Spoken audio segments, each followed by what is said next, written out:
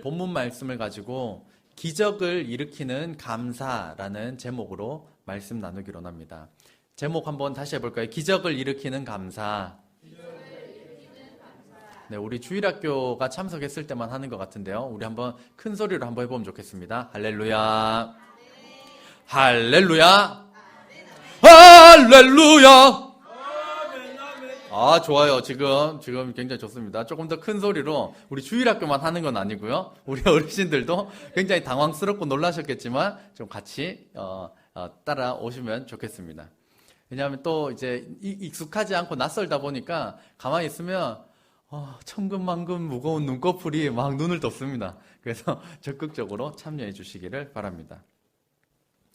영어 단어에 think와 thank, think는 생각하다라는 뜻이고 thank는 감사하다라는 뜻입니다. 두 가지가 굉장히 비슷하게 생겼는데 이 두 단어의 유래가 한 단어로부터 출발하였습니다. 그러니까 이것을 조금 연결시켜 연결해보면 한번 같이 읽어볼까요? 시작.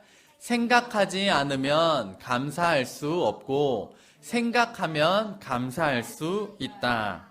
그러니까 생각을 하면 감사할 수 있는데 생각하지 않으면 당연하게 여기고 감사하지 않게 된다는 것입니다. 저와 여러분의 현재 상황은 어떠신가요? 감사가 있습니까? 감사가 있으신 분들 한번 고개를 한번 끄덕끄덕 크게 한번 해볼까요? 감사를 잃어버리신 분들 도리도리 해볼까요? 감사를 잃어버리신 분들도 있을 것이고 너무 감사한 게 넘쳐나는 분들도 계실 것입니다. 이 단어처럼 생각하지 않으면 우리는 불평불만하고 당연하게 여기는 것이지만 깊이 생각해보면 감사할 조건이 우리 삶에 너무나도 많음을 알 수 있습니다. 혹시라도 깊이 생각해 봤음에도 불구하고 감사할 수 없다라면 오늘 예배를 통하여서 기적을 일으키는 감사가 시작되도록 하나님께서 저와 여러분에게 은혜해 주시기를 간절히 소망합니다. 오늘 본문 말씀 상반절을 같이 읽겠습니다. 시작. 맥추절을 지키라. 이는 내가 수고하여 밭에 뿌린 것의 첫 열매를 거둠이니라. 아멘. 우리 주일학교 오늘 좋아요. 왠지 끝나고 나면 목사님이 문화상품권을 막 사야 될 것 같아요. 그래서 끝까지 저희가 예배에 잘 집중하면 좋겠습니다. 지금 맥추절이라고 하는 것은 저희 나라에서는 맥추감사절로 지키는데 보리맥자에 추수 추자를 써서 처음으로 보리를 거두는 시기. 그러니까 이게 우리나라에서는 매년 7월 첫째 주입니다. 그때 이제 보리를 처음 수확한다라고 하여서 맥추절로 하나님께 감사를 드리는 절기입니다. 그런가 하면 하반절도 같이 읽겠습니다. 시작. 수장절을 지키라. 이는 내가 수고하여 이룬 것을 연말에 밭에서부터 거두어 저장함이니라. 아멘. 그래서 맥추절은 첫 열매를 하나님께 드린 것이라면 이 수장절이라고 하는 것은 처음부터 다 거둬들인 연말에 거두어 저장하는 것에 대한 감사를 올려드리는 것이 수장절입니다. 이 절기가 원래는 곡식을 자라게 하시고 먹게 하도록 저장하도록 인도해 주신 하나님께 감사드리는 절기였는데 역사 속에서는 이스라엘 백성들을 구원하시고 인도해 주신 것에 감사하여서 초막절이라는 이름으로 지키게 되었습니다. 그러니까 맥추절, 수장절 이것을 보면 첫 번째로는 한 해 수확한 농작물, 식량과 소득에 대한 감사를 드리는 것이고 구원과 인도하심에 대한 감사를 올려드리는 날입니다. 이 1, 2번을 가지고 미국으로 이주한 청교도들이 1621년 가을에 행한 것이 시초가 되어서 우리나라에서는 이 추수감사절을 지금까지도 지키고 있는 것입니다. 왜 수확한 작물에 대하여서 하나님께 감사를 드려야 할까요? 농작물이라고 하면 내가 씨를 뿌리고 내가 아침에 일어나서 수고했고 내가 퇴비를 주고 내가 노력해서 땅으로부터 거두어 드렸는데 왜 하나님께 감사를 드려야 되는가라는 질문이 있습니다. 내가 한 것 같은데 왜 하나님께 감사를 드려야 하는가 하면 그 이유는 씨앗을 주시고 또 씨앗을 땅에 심으면 자라고 열매 맺도록 이 시스템을 만들어 주신 분이 하나님이시기 때문입니다. 혹시 농사로 작물은 거두고 싶은데 이제 몸도 아프고 힘들고 귀찮으니까 씨도 안 뿌렸는데 어느 날 밭에 나가서 보니까 농작물이 왕성하게 자라 있습니다. 이런 일이 가능할까요? 아이고 좋다, 아이고 좋다 했는데 다음 날 또 나가보니까 그거 다 거두어 들여가지고 판매할 수 있도록 포장까지 되어 있다. 이것이 내가 안 했는데 우연히 저절로 되었다 라고 하는 것을 믿을 사람은 한 사람도 없을 것입니다. 왜냐하면 우연히 저절로 되는 일은 없기 때문입니다. 그런데 이 세상은 저절로 우연히 만들어졌을까요? 땅에 식물, 작물을 심으면 저절로 우연히 자라나는 것이 아니라 작물을 심으면 자라나도록 이 시스템을 만드신 분이 하나님이십니다. 믿으시면 아멘 합시다. 할렐루야. 할렐루야. 할렐루야. 네, 큰 소리로 따라하시면 갑자기 옆 사람이 이게 갑자기 무슨 일이야 이렇게 잠에서도 깨어날 수 있을 줄로 생각합니다.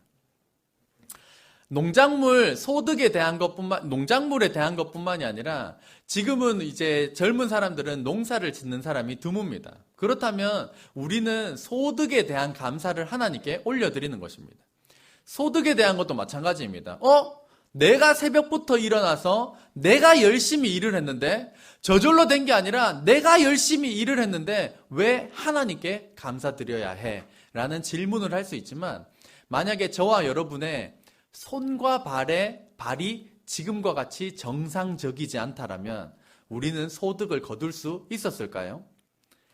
손과 발은 멀쩡한데 정신이 온전하지 못하면 우리는 또 소득을 벌어들일 수가 없는 것입니다.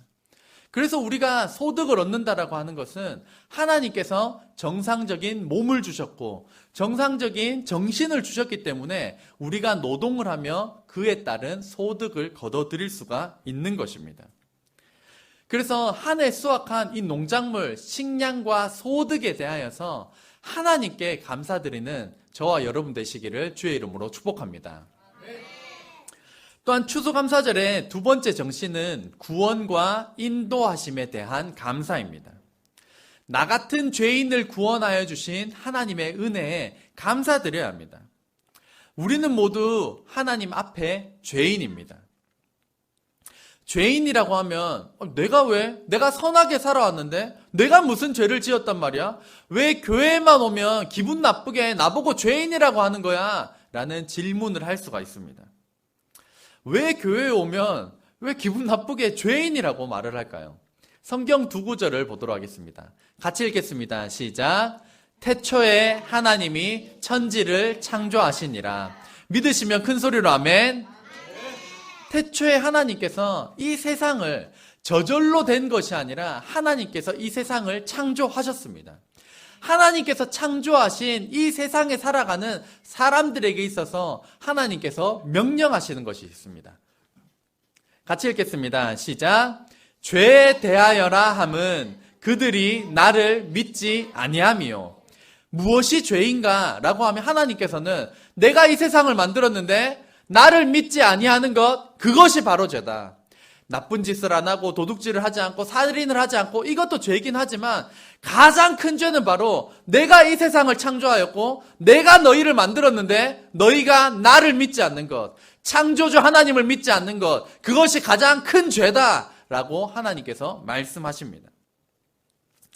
온 세상을 창조하신 하나님을 믿어야 합니다.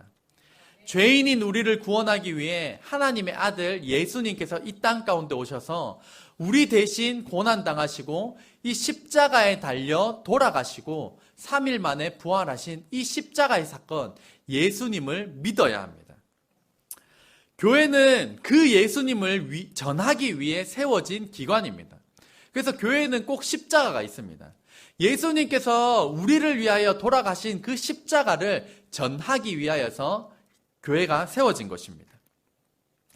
예수님께서는 저와 여러분을 너무 사랑하셔서 십자가에 대신 달려 돌아가셨습니다.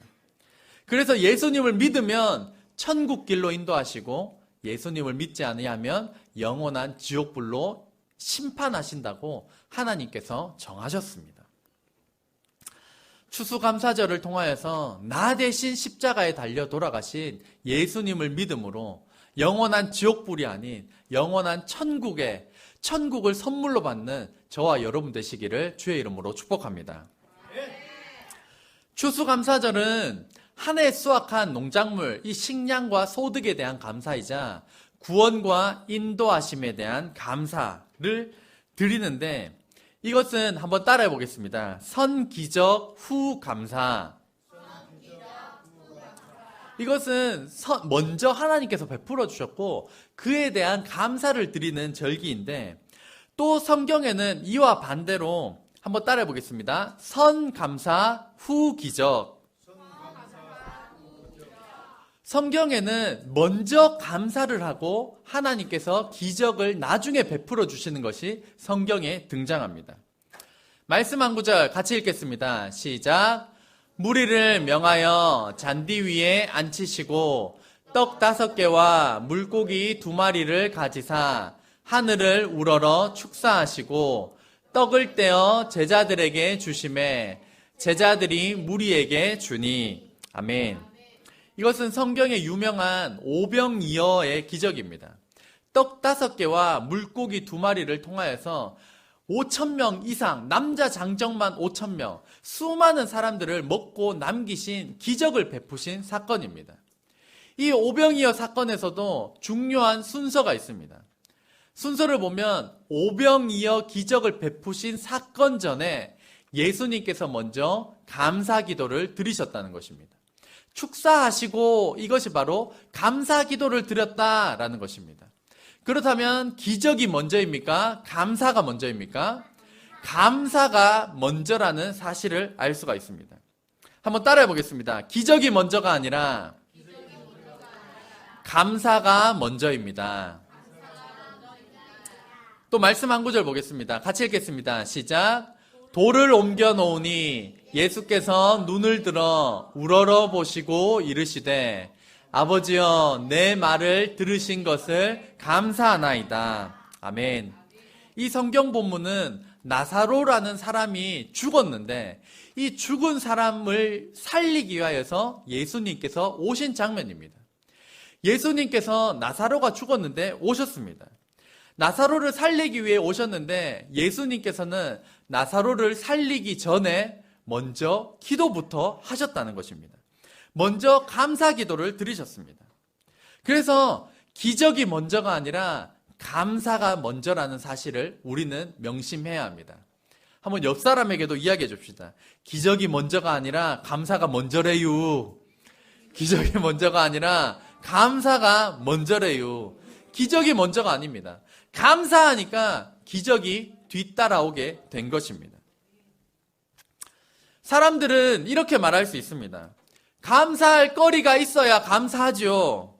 목사님, 제 상황이 되어 보셨어요? 갈기갈기 찢어진 제 마음을 아세요? 죽은 나사로의 여자 형제인 마르다와 마리아가 와서 예수님께 외칩니다. 예수님, 제 오빠가 죽었다고요. 제 오빠가 죽었다니까요. 그런데 뭐가 감사하나요? 그런데 예수님은 그 상황에서도 먼저 감사 기도를 드리셨습니다. 오병이어 기적을 베푸시기 전에도 제자들과 많은 사람들이 모였는데 막막했습니다. 예수님, 먹을 게 없다니까요. 돈이 없어요, 돈이. 어떻게 합니까? 그런 순간에도 예수님께서는 먼저 감사 기도를 드리셨습니다. 예수님께서 알려주시는 비밀은 감사가 먼저이고 기적은 나중이라는 것입니다. 지금 다니엘 기도회가 계속 진행되고 있습니다. 다니엘 기도회를 통하여서 감사를 통해 기적을 체험한 수많은 간증 사례를 들었습니다.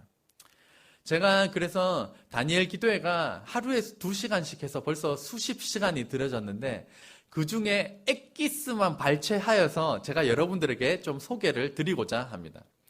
혹시 여러분이 은혜 받으시려면 수십 시간을 투자하셔야 되는데 지금 단 몇 분 만에 그 엑기스를 저를 통해서 받으실 수가 있습니다. 대신에 굉장히 긴 시간을 짧게 단축해서 전하려고 하다 보니 조금 빨리 내용이 진행되는 면도 있겠지만 좀 집중해서 이 다니엘 기도의 은혜를 저와 여러분 모두가 경험하게 되기를 주의 이름으로 축복합니다. 할렐루야. 할렐루야. 할렐루야. 네, 감사합니다. 첫 번째 간증자는 유은성 전도사님의 아내 되신 김정화 사모님이신데 이분이 연예인입니다. 연예인이에요. 그래서 뭐 예전에 그 광개토 대왕이라고 하는 뭐 대하 드라마에도 나오기도 했고 또 여러 작품에 출연했는데 이제 그 작품 이름들은 잘 모르겠습니다. 이 김정화 사모님, 이분이 10대 때 갑자기 대스타가 되어서 이 스타의 반열에 올랐습니다.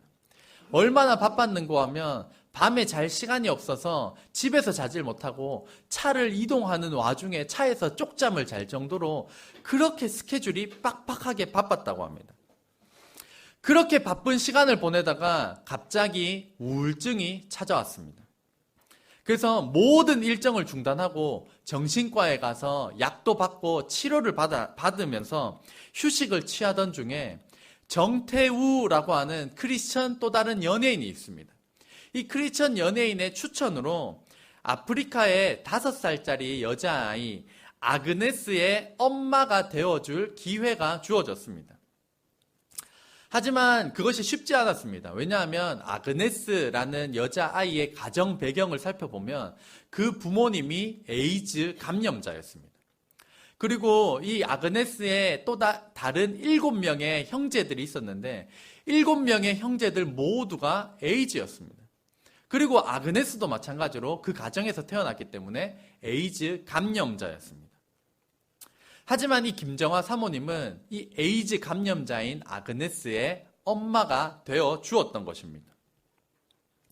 아프리카 일정을 다 마치고 난 후에 한국으로 돌아와서 단잠을 자고 일어났을 때 아프리카에 가기 전이나 갔다 온 후나 상황적으로 변한 것은 하나도 없었습니다. 상황은 똑같았습니다. 그런데 자기 마음이 변한 것입니다. 마음이 변하고 나니까 상황은 가기 전이나 갔다 온 후나 똑같았지만 만물을 바라보는 시각이 180도 변화된 것입니다. 아프리카에는 저녁에 불을 켜도 불이 들어오지 않는다고 합니다. 혹시 집에 불 안 들어오시는 분 계신가요? 한국에서는 불을 켜면 다 불이 들어옵니다. 아프리카에서 굉장히 중요한 것 중에 하나가 깨끗한 생수입니다. 생수를 얻기가 굉장히 힘이 들어서 더러운 진흙탕물을 먹다가 감염돼서 죽는 경우가 허다합니다. 하지만 한국은 수도꼭지만 틀면 깨끗한 물이 콸콸 쏟아져 나옵니다. 이따가 화장실에서 볼일 보시고 물 내릴 때, 손 씻으실 때 감탄하시기를 바랍니다. 깨끗한 물이 나오는 게 기적과 같은 일입니다. 사랑하는 성도 여러분, 불을 켜면 불이 들어오는 나라, 물을 틀면 깨끗한 물이 쏟아져 나오는 이 대한민국에 태어나신 것만으로도 감사하는 저와 여러분 되시기를 주의 이름으로 축복합니다. 대한민국에는 자유가 있습니다. 북한에는 자유가 없습니다. 만약에 저와 여러분이 북한에서 태어났다면 김일성과 김정인을 신으로 숭배하는 주체 사상 속에서 자라나야 합니다. 북한 체제가 싫어서 지금도 북한에서 탈출하다가 잡아 죽는 사람들이 아직도 허다하게 많다라고 합니다. 그래서 두 번째로는 강철호 목사님, 탈북하여서 대한민국으로 내려오신 강철호 목사님이 계십니다. 이분은 한국에서 탈북자들을 위한 사역과 북한의 복음화를 위하여서 사역하시는데 북한의 실상, 참상에 대하여서 적나라하게 알려주었습니다. 그 중에 하나가 이 목사님이 북한에서 아직 탈출하지 못하고 어릴 적 북한에 있었을 때 그 목사님의 부모님이 김일성을 비판하였다는 이유만으로 체포가 되어서 공개 처형을 당했다고 합니다. 공개 처형이 뭐냐면 사람들이 보는데 내가 잘못하면 나를 묶어놓고 여기서 사람들이 보는 데서 총살을 시키는 겁니다. 이게 공개 처형입니다. 그런데 더 나쁜 것이 공개 처형이 되는 이 장소에다가 이 자녀들을, 이 자식인 목사님을 데려다가 두 눈 똑똑히 뜨고 내 부모님이 총에 맞아 죽는 것을 보게 하는 것이 중국의 실상이었습니다. 들을 때 진짜 이가 갈리고 이 썩을 놈들, 망할 놈들 막 입에 막 욕이 막 튀어나왔습니다. 하나님께서는 저와 여러분을 선택하셔서 자유가 있고 깨끗한 물이 있고 불이 켜면 불이 들어오는 이 대한민국에 태어나게 하셨고 자라게 하셨습니다. 기적이 먼저가 아니라 감사가 먼저입니다. 기적을 일으키는 감사로 충만해지는 저와 여러분 되시기를 주의 이름으로 축복합니다. 세 번째로 추산교회 이종남 목사님은 충북 괴산, 이름만 들어도 굉장히 시골인 것 같습니다. 괴산이라고 하는 시골에서 사역하시는 목사님이십니다. 젊은 나이에 목사님이 시골에 들어와서 사역하시는 것이 쉽지 않았지만 하나님의 은혜로 부흥하는 교회가 되었습니다. 그렇게 목회가 순항을 하던 중에 첫째 딸이 중학생 때 교회 언니, 교회 오빠와 함께 차를 타고 가다가 차가 전복되는 사고를 경험하게 됩니다. 차가 뒤집어져 구른 것입니다. 다행히 같이 타고 가고 있던 4명의 언니 오빠들은 무사했는데 목사님의 딸만 안타깝게도 크게 다쳤습니다. 구급차를 타고 병원에 갔더니 더 큰 병원에서 즉시 수술해야 하고 60% 이상 사망할 가능성이 있다라고 전해 들었습니다. 그 말을 듣고 딸과 함께 구급차에 탑승한 사모님에게 이렇게 말했습니다. 누워있는 딸을 보며 그 사모님에게 딸을 보는 게 이번이 마지막일 수 있어. 하고 싶은 말 있으면 다 하고 주님만 바라볼 수 있도록 이끌어줘. 이렇게 말하고는 차를 타고 구급차 뒤를 따라갔습니다.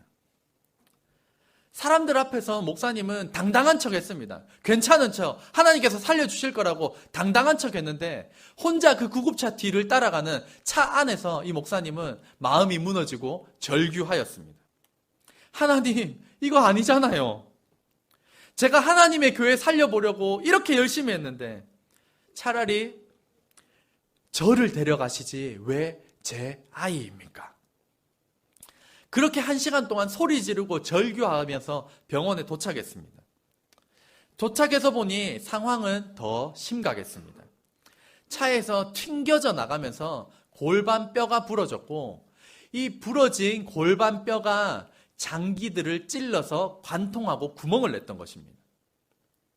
그렇게 밤새 수술하고 새벽이 되어서 나왔고 이후에는 중환자실에서 오랜 시간 동안 병원 생활을 하고 수많은 사람들의 기도와 하나님의 은혜로 기적적으로 살아나 일반 병동으로 옮기게 되었습니다.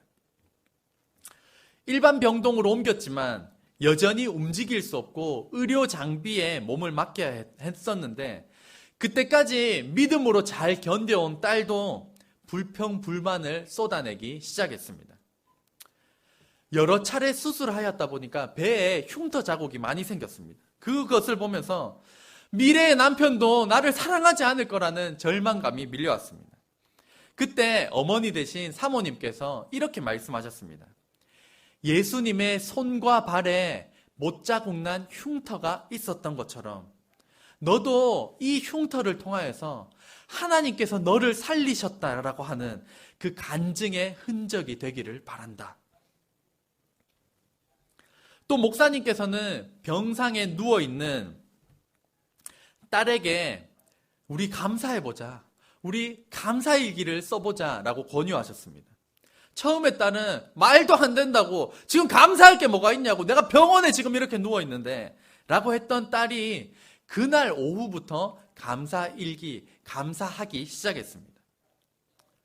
그랬더니까 그 불평불만할 거리만 눈에 보였던 그 삶과는 달리 감사할 때 감사거리가 보이기 시작했던 것입니다.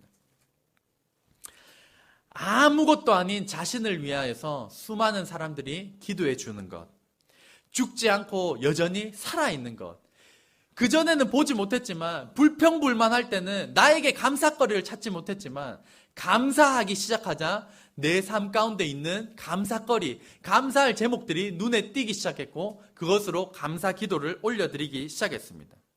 그래서 감사가 힘이 되었고 회복이 되어서 급속도로 회복하게 되었습니다. 이러한 사람들의 공통점이 무엇일까요?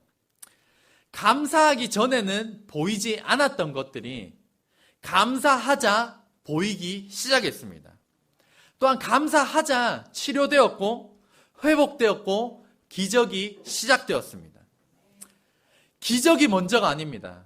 감사가 먼저입니다. 말씀 같이 읽겠습니다. 시작. 범사에 감사하라. 이것이 그리스도 예수 안에서 너희를 향하신 하나님의 뜻이니라. 한 번 더 큰 소리로 읽겠습니다. 시작. 범사에 감사하라. 이것이 그리스도 예수 안에서 너희를 향하신 하나님의 뜻이니라. 아멘. 감사할 거리가 있어요. 감사하죠.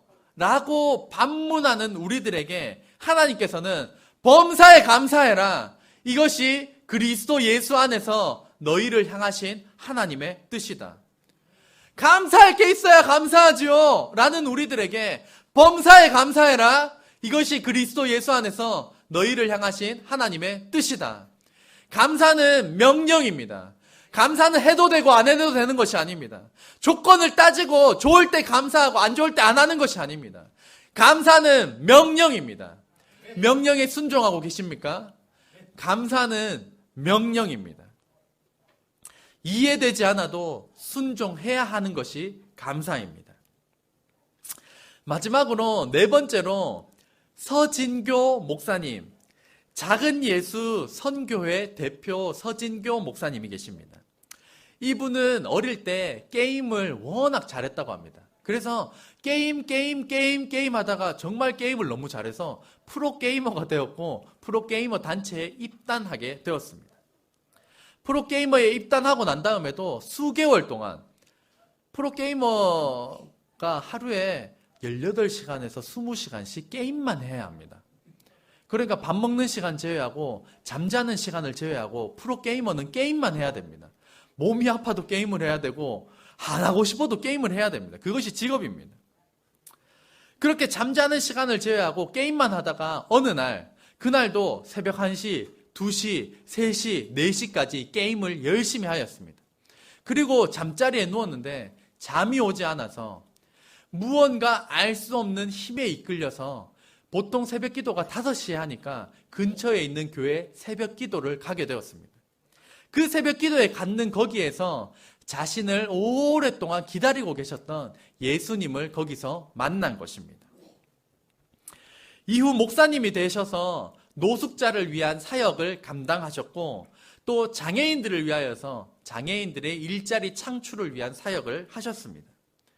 그렇게 힘들지만 주의 부르심에 순종하여서 열심히 사역하고 충성을 다하고 있을 때 갑자기 이 목사님의 딸, 3살짜리 딸 아이가 뇌전증, 발달장애, 자폐증이라는 판정을 받았습니다. 너무나 소중한 딸이고 눈에 넣어도 안 아픈 딸인데 왜 나에게 이런 일이, 하나님은 왜 나한테만 이러시는지 라고 불평했지만 얼마 지나지 않아서 왜 내 딸이 장애아가 되어야 했는지 그 이유를 알 수 있었습니다.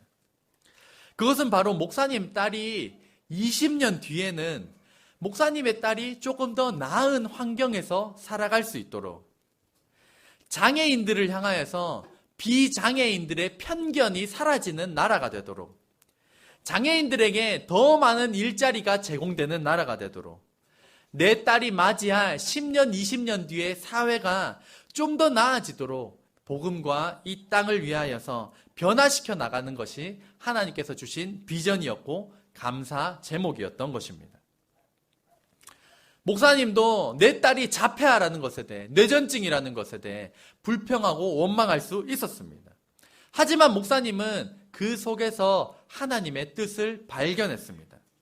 내 자녀의 아픔을 통하여서 다른 자녀의 아픔을 보게 하셨고, 장애인들의 아픔을 보게 하셨고, 10년, 20년 머나먼 미래를 바라보며 사역해야 할 하나님의 뜻이 분명하게 목사님에게 부어졌던 것입니다. 고난을 고난으로만 받으면 감사할 게 없습니다. 하지만 한번 같이 읽겠습니다. 시작. 고난을 고난으로 받으면 원망이 되고 고난을 감사로 받으면 기적이 된다. 그래서 고난은 고난으로 받으면 그냥 원망이고 불평불만거리고 재수 없었던 것이지만 고난을 감사로 받으면 우리 삶 가운데 기적이 일어나게 될 줄로 믿습니다. 감사를 빼앗아가는 사탄은 우리에게 비교라는 방법으로 접근합니다. 비교라는 방법을 사용합니다. 비교함을 통하여서 사탄은 우리에게 있는 감사의 제목을 빼앗아갑니다. 그때 우리가 꺼내 들어야 하는 말씀이 바로 이 말씀입니다. 한 번 더 읽겠습니다. 시작. 범사에 감사하라. 이것이 그리스도 예수 안에서 너희를 향하신 하나님의 뜻이니라. 네, 마지막입니다. 한 번 더 큰 소리로 읽겠습니다. 시작. 범사에 감사하라. 이것이 그리스도 예수 안에서 너희를 향하신 하나님의 뜻이니라. 아멘. 이것은 비교를 통하여서 조건적인 감사가 아닙니다. 기적이 먼저가 아닌 먼저 감사함으로. 감사는 명령입니다. 감사는 좋을 때만 하는 것이 아니라 안 좋을 때도 하나님께서 범사에 감사하라. 이것이 그리스도 예수 안에서 너희를 향하신 하나님의 뜻이라 말씀하셨습니다. 기적이 먼저가 아닌 먼저 감사함으로 기적을 베푸시는 하나님을 경험하는 저와 여러분 되시기를 주의 이름으로 축원합니다. 기도하겠습니다.